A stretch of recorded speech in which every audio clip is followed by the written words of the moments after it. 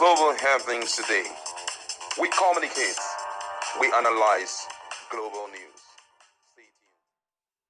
Hello guys, welcome back to our channel. A lot of trouble, call it fear, is looming in FCT over the demolished estate in Abuja's Sabon Lugbe district. Now the resident of this demolished district or demolished estate in Abuja have voiced concern over alleged plan by the FCT authorities to sell the cleared land for 30 billion naira. The victim claimed that the FCT minister Nyesom Wike is behind the move and are cautioning Nigerians against purchasing the property, which is currently subject to undergoing litigation in the FCT High Court. I'm going to allow you watch the video, get to hear one of the legal representative of the victims, that's Kalu Agu Kalu, as he revealed the allegation in a discussion with judicial correspondents in Abuja. We'll back to talk more. And illegally demolished property worth over 200 billion naira and rendered over 100 families homeless.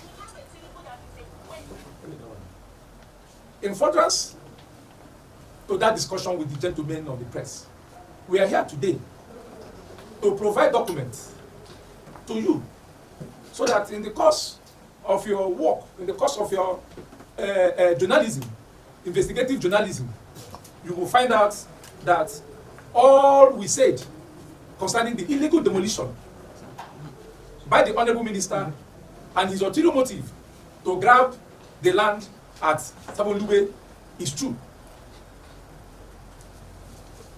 We have here correspondence between the directors in urban and regional planning, a department in the FCDA, on a search conducted by my client, indicating that the land belongs to my client.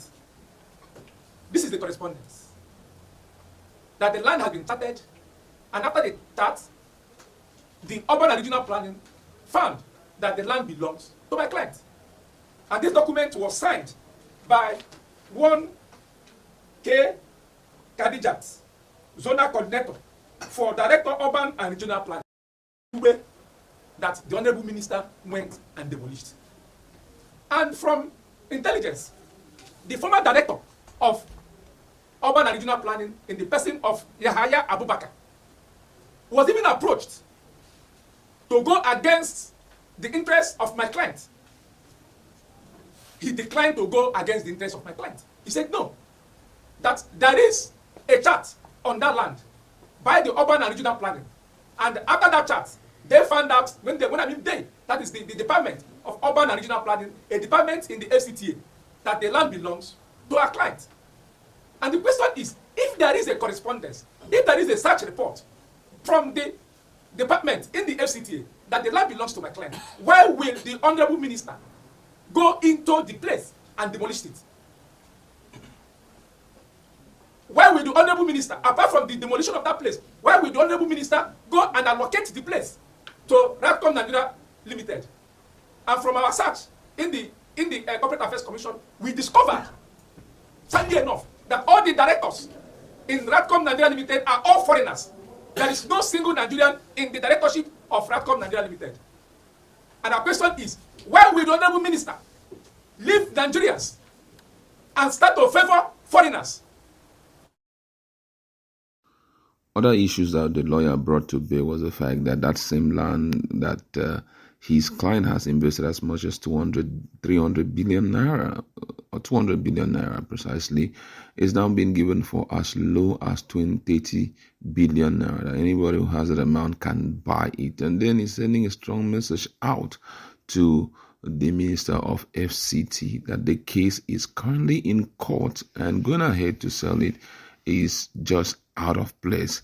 My colleague is in the house and looking at the situation on ground. What do you think about Nigerians who are intending to invest on landed property? Is it really worth it, considering the fact that even CFO seems not to matter? Any later time people begin to take any step, the next thing they will say is 1978, Land Use Act of 1978 and all of that. What do you think about this? You know, the funny part of all of this is the fact that it's not just about Nigerians alone. What about foreign investors? Yeah, exactly. Look at what happened with Julius Berger. They had to revoke their land and give it to judiciary quarters. The question now is, does it mean whatever documents that the government gives to us is not valid enough? Yeah. When the Pharaoh that knows not Jacob or Joseph is on seat, which means whatever it is that has been bought in the time and reign of Joseph is all gone. Of course. And that doesn't speak well of assets in Nigeria. They will begin to give us names like volatile states where your property is not safe. Which investor will come in and bring in billions, either millions in dollars or billions in naira, and lose it because the government has changed hands? Yeah. Now, the most interesting part of this is that the lawyer who is currently handling this case maybe doesn't really know the strength of Wike with the judiciary. But then I know that whatever outcome it will come, there will be appeal. Now, if in the event of this legal battle, the government successfully sell off this land to another person, before you know, 30 billion is gone down the drain. Because I know that 200 billion now. Yeah, 200 billion is down. They are intending to sell that land for 30 billion. Now, if another person buys it, and tomorrow the guy who spent 200 billion naira come to get it and all of that, before you know, everything is gone. Just imagine. Do you think it's really worth it? I mean, it's disturbing, I must say. What worries me really is not just all of these court cases, it's the fact that the impact it has in the image of Nigeria. Exactly. Now, even Nigerians will now be scared of buying assets, especially landed asset. They will tell you it's fixed, it's a fixed asset, it appreciates. You now begin to wonder, the day my land appreciates to the point of it being so rich, then that means the government will begin to eye my land. Of course. And now if the government eyes my land, and still the government gave me a document to show that it is yours till 1999, 99 years, nobody will come for you. And in between the 20th year or even 10 years, they begin to tell you, no, there's one korobi, there's one corner, one technical hitch. And the government are now being the one come on, it happened in Lagos. I said it at the beginning that this thing that Sanwo-Olu started will be replicated in other places, and that's exactly what is happening. Too. Enugu State did theirs. Now it's now becoming a norm. If they talk, they'll tell you Land Use Act. One problem I have with Nigerian politicians is that they don't allow them to start. When they start, it's all gone. What you are seeing, the first starter is just doing testing, mic 1, 2, 3. The next one will begin to ask yourself. The next one that will begin to ask yourself, sorry, please, am I in a country still, or is there another I am in? It's troubling, I must say.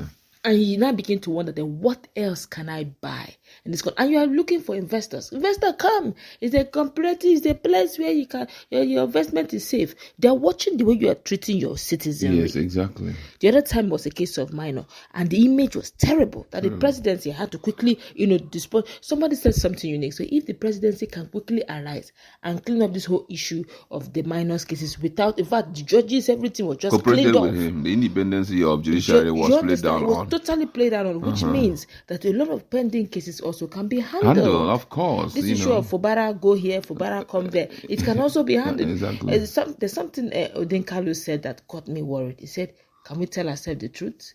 He now begin to mention leaders in each government. For Adeyanju said it very clearly. Say for parties, political parties, Bola Ahmed Tinubu is the leader in APC. Bola Ahmed Tinubu is the leader in PDP. Bola Ahmed Tinubu is the leader in LP. Bola Ahmed Tinubu is the leader in NNPP, which means Bola Ahmed Tinubu is running one party.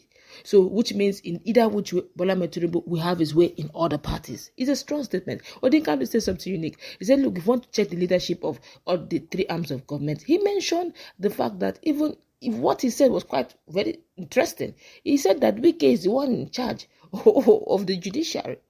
Which means there's a lot going on. It's not that we don't have good constitution or good. The problem is not executing it. Exactly. And now, if you ask me, even Nigerians will be scared in investing. Most Nigerians have been watching Lagos State in 3D. Now, Abuja will be another place where they will also be watching in 3D. Who knows where else?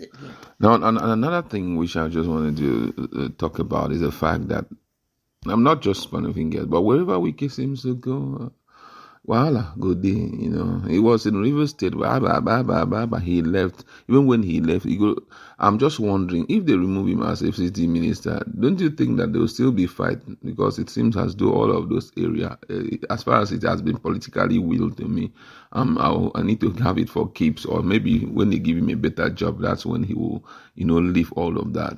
I don't want to sound like a pessimist. But honestly speaking, I believe I'm speaking the mind of most Nigerians. I want to wait. I know that there's going to be a drama between the president, Bola Ahmed Tinubu, or the presidency and Wike. Yeah. Very soon they will fall out. We will hear things. In the case of Atiku, it was a case of Inyendeba. Then for Bara, Wike, then they fear you. I don't know the song they will sing for Bola Ahmed Tinubu, but Nigerians are watching. All right, that's where we'd like to leave it. Let's meet in the comment section and talk more on this. What's your standpoint on all these brouhaha going on, especially considering the fact that 200 families are involved and the case is in court? Then the federal government is working out something, or let me say the FCT authority is working out something to sell off that land to some other person. Do you think this is justifiable, or is just a way of expressing one's greed?